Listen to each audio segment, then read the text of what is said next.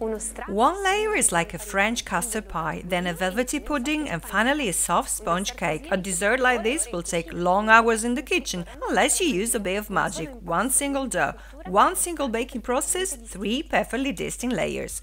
Magic cake. At your wand, let's get started.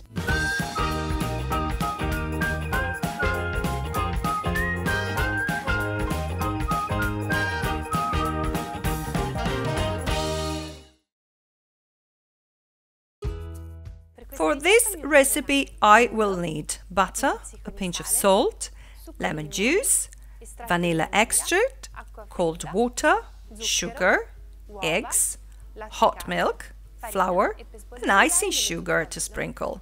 This is a magical cake in its simplicity, but some precautions must be taken. The first is to respect the order of appearance of the ingredients and their temperature. So let's start with the eggs, which must be at room temperature.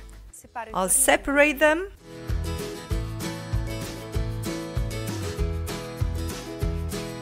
And now I can add the sugar a little at a time to the yolks and start whipping. Once the mixture is this clear and frothy, I can add 1 spoonful of water, you want it very cold, and also the vanilla extract. I'll also add a pinch of salt. And now it's time for the melted butter cool down to room temperature. Once the butter is well blended, I'll also proceed with the flour a little at a time. And we keep going chimney chemistry lab style. Now the hot milk and a plat ready to swap whisks. They need to be clean to whisk the egg whites.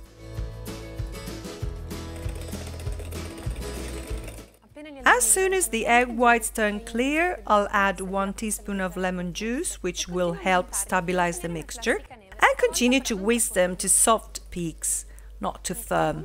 So also the eggs white are ready, it's time to put the mixtures together. I'm going to use a whisk and mix them gently.